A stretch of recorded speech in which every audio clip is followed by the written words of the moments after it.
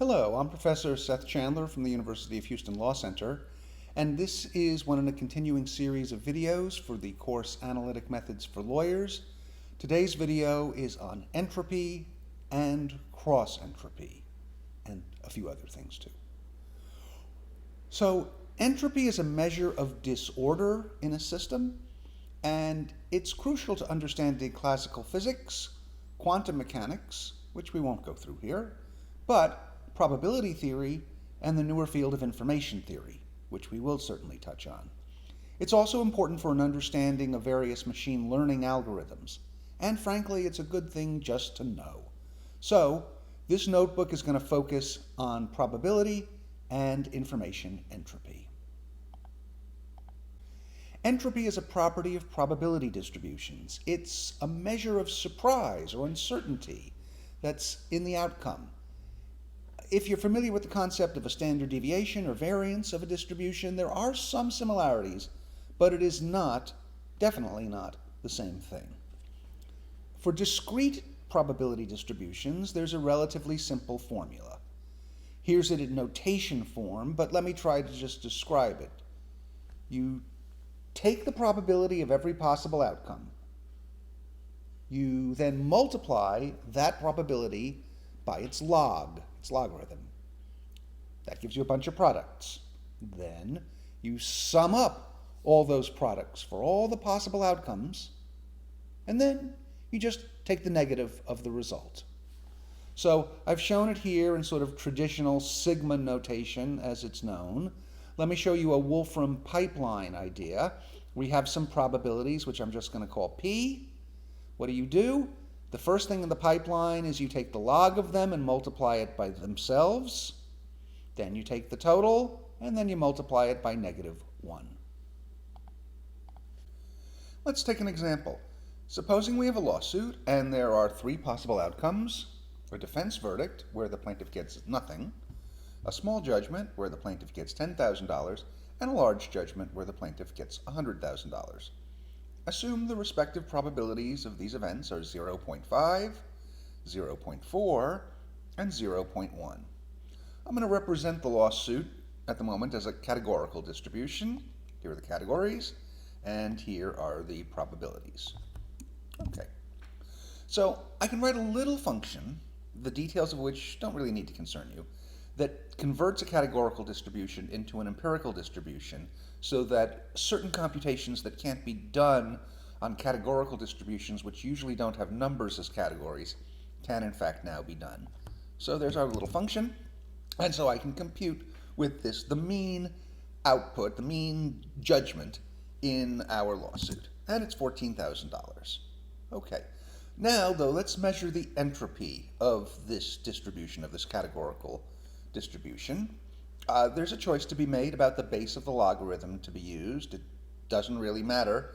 It's like measuring a room in feet or meters. It's the same size room, just different. You get different numbers. So here I'm going to use the base E entropy, which is, when you do that, the output is generally referred to as a gnat.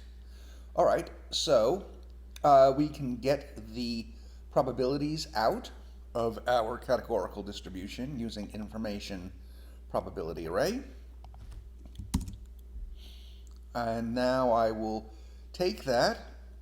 I'll take the log of each of the probabilities and multiply it by the corresponding probability itself, as I showed you earlier. We'll add them up, and we'll multiply that by -1. All right, let's automate that. That seems kind of cumbersome to do that every time. We'll write a little function that takes a list and an optional argument. Remember, that's what that colon means, the optional thing.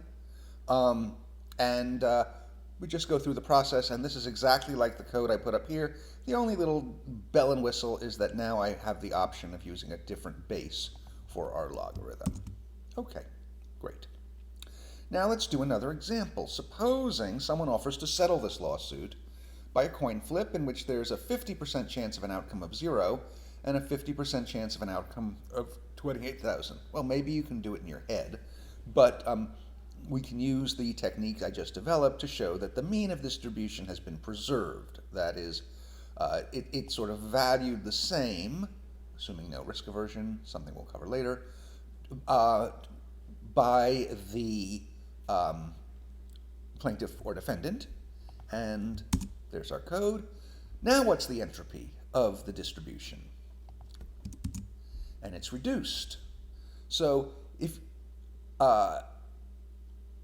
what we've done by the settlement offer is to preserve the expectation, the expected judgment, the mean, but we've reduced the entropy.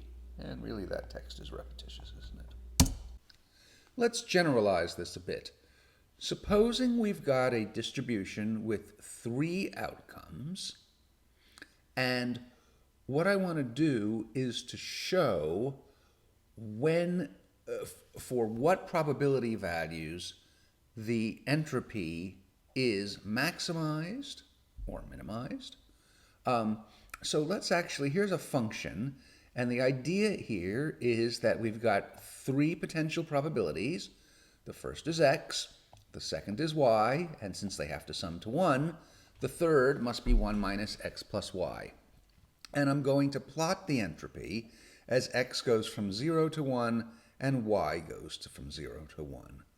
I'm then going to overlay that, and this is where it maybe gets a little complicated. I'm going to overlay that with a line, essentially, of entropy. And in this first line here, you're going to see there are 3 lines. In fact, let's actually see the graphic, and I think once you see the graphic, you'll see what I'm trying to produce here. All right, so here's our surface. The surface is the entropy as a function of the probability of event 1 and the probability of event 2. Those 2 jointly determine the probability of event 3 because they've all got to sum to 1. And so what I've done, you see those 3 lines, one is red, one is green, one is blue. What I've done is to overlay on top of that, in the red line, the probability of the first event and the second event are the same, and therefore the probability of the third event has to be 1 minus 2x. In the second, the green line, the probability of the second event and the third event are the same, so the probability of the first event must be 1 minus 2y. And in the third case, the blue line, the probability of the first event and the third event are the same, and therefore the probability of the second event must be 1 minus 2 times that value z. So there's our code, and there's our picture. And so it looks like, to me, that entropy is minimized when the probabilities of the events are all equal, because otherwise it looks like at the top that's exactly where the lines intersect. Maybe if I go like this and rotate it, you could actually even see, if I could get the rotation to work a little better, there we go, that it seems to be intersecting at about 0.3333, 0.3333, but that's again the eyeball method, which can go wrong. So let's use some calculus here. The idea is that we're going to take the gradient of that entropy with respect to A, the probability of the first event, B, the probability of the second event, which determines the probability of the third event. With respect to A and B, we're going to say that's equal to 0, and we're going to say for what values of A and B does that condition hold. So let's do that. And it turns out that it's what I told you. It's when A is a third and B is a third, and therefore C has to be a third. So entropy is highest when the probabilities are most evenly divided, okay, equally divided. And in fact, if the result is a certainty, the entropy is 0. Okay, so we can also look at the same picture in using base 10 entropy and base 2 entropy, and the main point we want to see here is that the result doesn't change. That is, the base, in some sense, it's like measuring, as I said, in feet or meters or inches. It's really the same thing. Onwards, let's look at weighted entropy. Now suppose that originally 60% of a population of 100 was A, and 40% of the population was B. So let's represent that as a categorical distribution. And as I showed you before, we can compute the entropy of that. Okay, 0.67. But now, let's suppose we're able to divide the group somehow, that group of 100, such that among group 1, which has 80 people, the probability of A is 70% and the probability of B is 30%. And among group 2, which had 20 people, the probability of A was 20% and the probability of B was 80%. So we've taken this somewhat homogeneous mixture, and now each subgroup is a lot more pure in some sense. Group 1 is more pure A, and group 2 is more pure B. We ought to check just to make sure we haven't lost anybody, but we have 80 people and 20 people, so we're cool. All right, so let's compute here's our group 1, here's group 2, and now let's form what's called a mixture categorical distribution, in which we're now first going to draw and figure out, we're going to do a random draw and figure out whether we're drawing from group 1 or group 2. And then, once we've done that, we'll do another draw and figure out whether we got an A or a B. So that this mixture categorical distribution is going to ultimately produce an A or a B. Let's look at this. We've got group 1, group 2. We're going to compute the mixture categorical distribution, and then we're going to get a probability table. Let's put that code in a separate line, shall we? All right, let's do this. Very good. And so what you now get out of MCD is, if I do random draws from it, I picked from group 2 and out popped a B. I picked from group 1 and out popped an A. I picked from group 1 and out popped an A. I picked from group 2 and out popped an A. I picked from group 1 and out popped an A. So that's what our mixture categorical distribution looks like.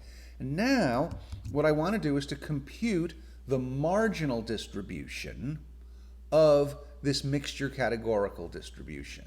And what I'm looking for is the distribution of A-ness and B-ness, and it better be the case that it's still 60% A and 40% B. That is, I haven't done anything evil. That is, I could not just have picked any numbers here, because if I pick the wrong numbers, then I won't end up with 60% and 40%. And you can see that. Supposing I thought, oh, well, category A is 10% and category B is 90%. If I do that now, then you'll see that I've somehow managed to convert some A's into B's, which isn't possible. I'm just dividing people up. So let's put this back in its original form. All right. And now that we're satisfied that we did it right, let's compute the weighted entropy. And the idea here is to form a dot product. See that little dot? We're going to take the probabilities of belonging to group 1 or belonging to group 2. Let's see what that is. And then I'm going to dot that with the entropy once you're in group 1 and the entropy once you're in group 2. So in fact, we could actually just see what that is. That's that number. That's that number. That's that number. And so ultimately, and don't worry about this 99999 thing, that's basically 0.80. So ultimately, that's the dot product I'm going to find. Let's reverse those things out by Control-Z-ing our way backwards. And now we can just do it in one step. And what do we see? We see that by splitting the groups into two parts, we have lowered the weighted entropy. Okay, before it was 100% everybody, and the entropy of the entirety was 0.67. But by dividing people up in some way, I didn't tell you how I magically did that, but in some way I managed to reduce the entropy. And that's because each of the two groups has a lower entropy than the entire population. In fact, you could imagine maybe I could divide group 1 further into group 1A and group 1B. And in group 1A, there are 50 people. The A's are 96%, the B's are 4%. And in group 1B, which has 30 people, the A's are 20% and the B's are 80%. We're not going to do anything with group 2. We were satisfied with group 2. So now let's form group 1A, group 1B, a mixture of group 1A and 1B will form a mixture categorical distribution out of the 1A's, the 1B's, and the 2's, and then we can compute the weighted entropy and see if this further separation of the groups, this further partitioning of the groups accomplishes anything. And it does. Now our weighted entropy is 0.33. Why am I going through this? Because this is a key way that several machine learning methods work. You keep splitting up the groups in ways that maximally, or close to maximally, reduce the weighted entropy of the population. And so when we see decision trees and random forests and gradient boosted trees and all that fun stuff, one way they can proceed, it's not the only way they can do it, but one way they can proceed is by figuring out how to split the groups up so as to minimize the weighted entropy, or alternatively to maximize the reduction from before in the weighted entropy. Let's talk about a related topic, kind of a fun one because of the name. It's called perplexity. And basically, perplexity asks, how many sides would a die need to have before the entropy of the distribution represented by that die equaled the entropy of the distribution you're examining? Now, you have to allow yourself dies with fractional number of sides, but if you permit that, that's, I think, a pretty good definition, an intuitive definition of perplexity. The computation is not hard at all. You just exponentiate the entropy to the base of the logarithm used for its computation. So supposing I want to compute the entropy of a coin flip in base E, there it is, and since I used base E, I take E to that power, okay? And it's 2, okay? Which is exactly right. That is, what we're using is a two-sided die, which some people call a coin, and so the perplexity of a two-sided coin is 2.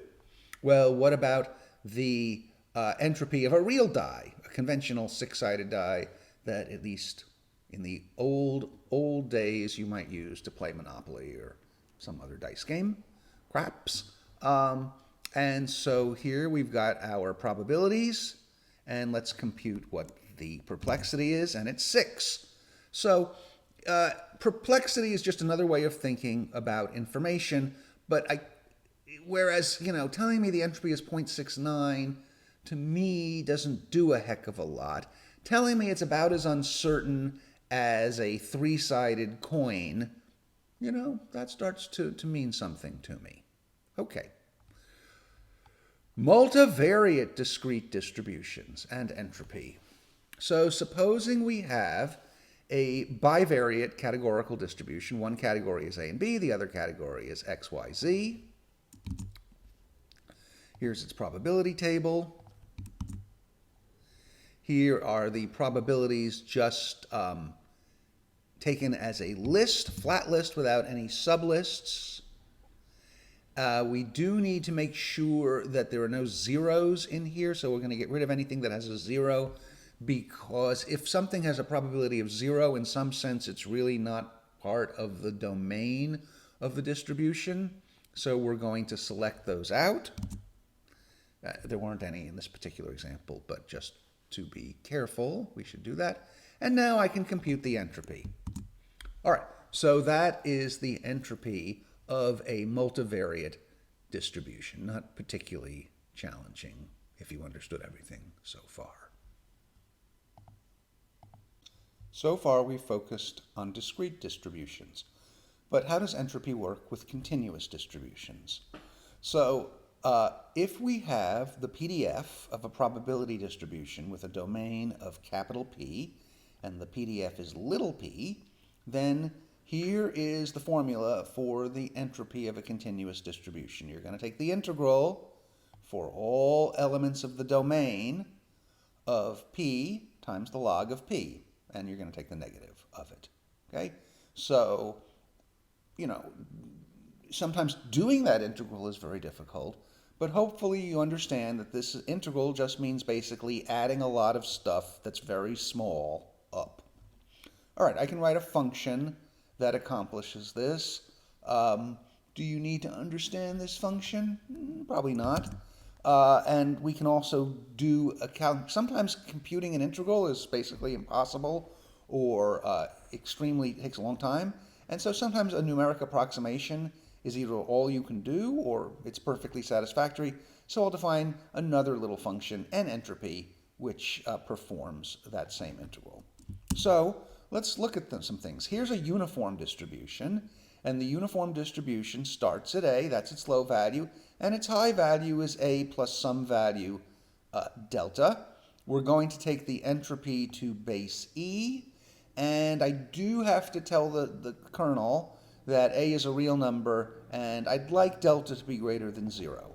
So if we do that, it does the integral real fast, and it determined that the entropy of a uniform distribution is proportional to the log of its width. Doesn't matter where you start, it just matters how big the width is. Okay, so we could also try to compute the entropy of a normal distribution centered at 0 with a standard deviation of s. And again, I do need to tell the machine that s is greater than 0 or it's going to be very unhappy. So we do that, and this integral takes a little longer. And here's our answer. It's the entropy is proportional to the log of essentially the variance. Okay? S squared is essentially the variance. We could plot this to see how the entropy is affected by the standard deviation. And you can see kind of a logarithmic relationship here. We can also have weighted entropy. Supposing I have two groups, group X, which is 2/3 of the population, has an X value that's distributed according to normal -1, 1, and group Y, which consists of the remaining 1/3 of the population, has an X value that's distributed according to normal 1, 1. So there's our group X, there's our group Y, and let's form a mixture distribution. The idea here is first I determine randomly whether I'm drawing from group X or group Y in ratios of 2/3, 1/3. And then, once I do that, I will take a draw from the resulting distribution. If it's group X, I'll take it from normal distribution with a mean of -1. If it's from group Y, I'll take it from a normal distribution whose mean is 1. Okay? And supposing I want to determine the entropy of the entire population. So actually doing this integral is a bear, and so I'm going to use the numerical method. And it's not going to compute. And why is that? Usually I spare you the bugs, but I thought this one would be kind of enlightening. See, we've got 2 commas there, and so the pattern I'm defining is not what I intended. So if I delete this comma, I believe it will now work. Splendid.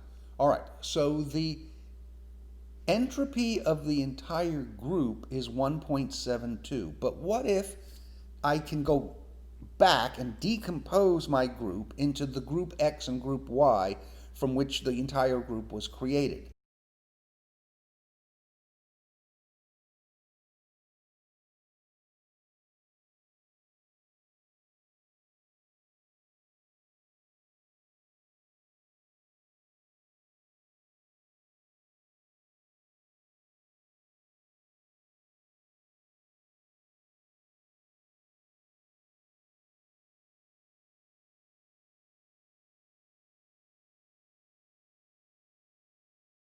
we can now compute the weighted entropy. We're going to compute the entropy of group X and group Y, and we're going to dot it with the probabilities of being drawn from each.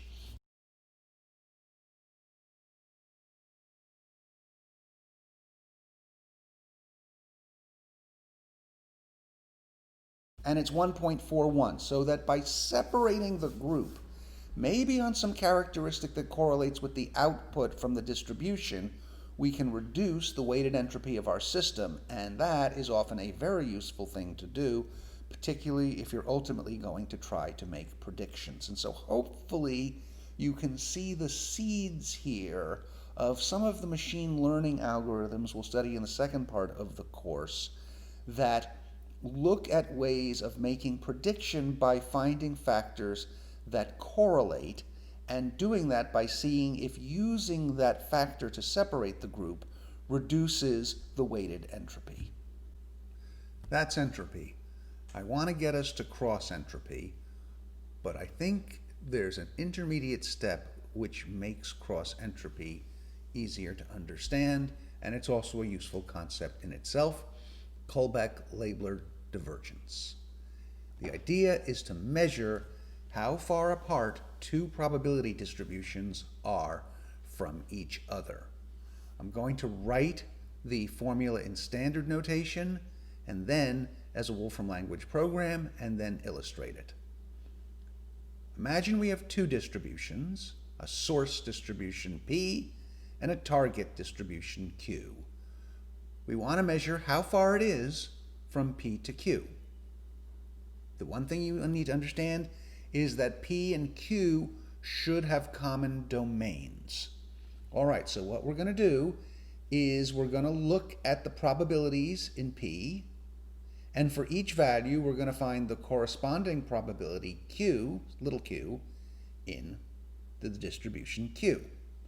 And we're then going to multiply. Remember before we did P times log P and we summed them all up?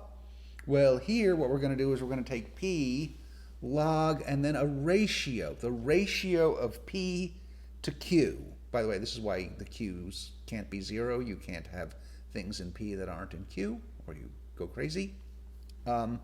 So it's just this product for each event in P. You sum it up over the length, how many elements there are in P, and you take the negative of it. So as I say here, it looks just like entropy, except that instead of multiplying the event probabilities by the log of the event probabilities, you multiply the event probabilities of the source by the ratio between the event probability of the source and the event probability of the target. Fortunately, we never have to do that again, and there's a resource function that someone thoughtfully came up with called Kullback-Leibler divergence. So let's actually use it here to find the difference between these two distributions. Same categories, but in one it's 60-40 and in the other 70-30. One footnote, KLD is not symmetric. The distance from the P to Q is not necessarily the same as the distance from Q to P. Sorry. All right, and that's our measure. Supposing, as I said, it's not symmetric, and we're going to see that right now. This is just, I've just reversed the order. And it's a little different. All right, but let that not trouble you any further. What we want to do is we want to see how the Kullback-Leibler divergence changes as I start moving away from the original source distribution. Here's our source distribution, and I'm going to be moving away from it. X is the increment to the first possibility, the first event, the A event, and then here, since the probabilities have to sum to 1, this is the probability of the B event. Okay? So I've written a source distribution P and a function of X for a target distribution Q, and I'm now going to plot the Kullback-Leibler divergence as X goes from negative 0.6 all the way up to 0.4. So that will let the probability of A vary from 0 when x is negative 0.6 to 1 when x is 0.4. And we do that, and there it is. There is our distance, and you can see that when x is 0 and q is the same as p, the Kullback-Leibler divergence is 0, and as we start having distributions that are more and more different, this value increases. Okay? There's another way actually to think about KLD that may help some of you, sometimes helps me. It's an expectation. It's the expected difference of the logs of the PDFs weighted according to the probability of P. And that's why the order matters, because otherwise you're going to weight it by the probability of Q. Okay? So there's a way of writing it. And in fact, again, we can visualize this for some continuous distributions. I'm going to let P be normal distribution 0, 1, Q be normal distribution 1, 2, and we can compute the KLD. We can also plot the difference in log probabilities. And you can see that here it is. These are the differences in the log probabilities, the shaded area. And so basically we are figuring out the weighted average of the shaded areas. And so you can see that I'm doing that here. I'm now weighting each difference according to the probability of P. And so if I were to take this entire shaded area, that would be the Kullback-Leibler divergence. So that may help some of you. It may confuse others further, but I thought I would present it. We made it. Cross entropy. Cross entropy isn't that much harder than Kullback-Leibler divergence. In fact, it looks a lot like regular entropy. Maybe no one would have paid attention to cross entropy if it hadn't been for machine learning. But it turns out that when you're trying to make some predictions, like whether someone will pass the bar exam, whether an animal is a leopard, what you want to do often is to minimize the cross entropy between the actual distribution of probabilities and the probabilities your machine predicts. And it turns out that minimization of a cross entropy penalty function turns out to be an MLE, a maximum likelihood estimator, under some circumstances, and as a result, cross entropy is used all the time. Here I've given you some references in the notebook on where to learn more about it. I think there are a lot of ways of thinking about cross entropy, but one can think of cross entropy as the entropy of P, the source, plus the Kullback-Leibler divergence between P and Q. So you start with the entropy of P, and then you're going to add in some additional entropy, or you're going to add in an additional factor, which is the Kullback-Leibler divergence. Alternatively, you could think of cross entropy as being just like KLD, except instead of multiplying the probability of each event in P by the ratio of probabilities under P and under Q, you multiply the probability of each event under P by the log of its probability under Q, so that Q, instead of appearing in the denominator, as it did in Kullback-Leibler divergence, becomes the numerator, and the denominator becomes 1.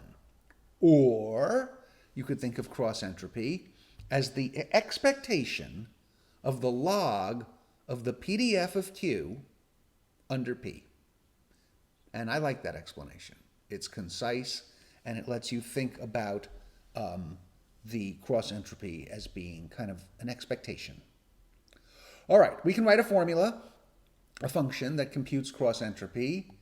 Here's our discrete probabilities. Here are our, of the source, P's the source. Here are the discrete probabilities for the same events of the target. Here's the base we're measuring it in. By default, it's E. And here is our formula. I've tried to write it the same way I wrote the entropy formula. Take P and Q, apply the log base b to q, and multiply that by p, and then total it up, and then multiply by -1. Or we could write a function that computes the cross entropy using two categorical distributions. Here's our source categorical distribution. Here's our target categorical distribution.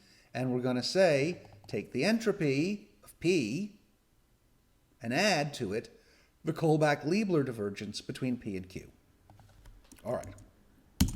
Let's get our code working.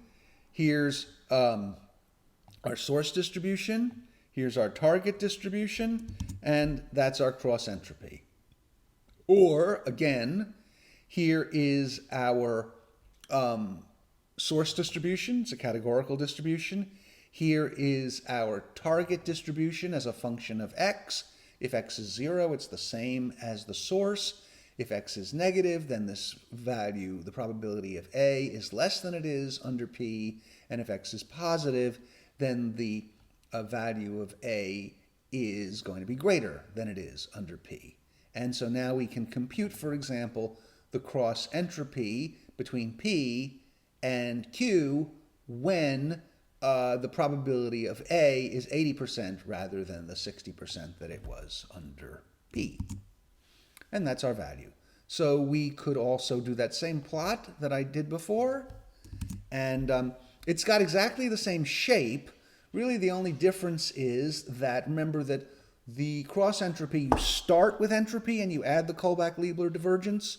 So you've got some baseline entropy of P that you're basically adding to the Kullback-Leibler divergence. But the shape is very similar, and this is why sometimes you can use Kullback-Leibler divergence instead of cross entropy. Remember that for continuous distributions, we had to write entropy as an integral. It's really the same thing for continuous distributions and cross entropy. Here is the formula. It's basically, you take the domain and you're going of the distribution. You're going to integrate that by, the integrand is the probability for each event x multiplied by the corresponding probability of each event q, and take the log of that. Here, I've written the Wolfram language code for it. Oh, and you take the negative of it. Here I've written the Wolfram language code. And so let's get rid of that because we don't need to see that. Let's compute the cross entropy between these two distributions. And let's just figure out what the numerical value of that is. And it is 1.82. So, with all the prep work done, cross entropy, which is a very important concept in addition to entropy, turns out not to be marginally more brutal than the stuff that we've done before. I hope this lecture was instructive. I know this is one of the more difficult topics, but I think if you go through it with some care, you will find that you are able to master entropy, cross entropy, and its baby cousin, Kullback-Leibler divergence.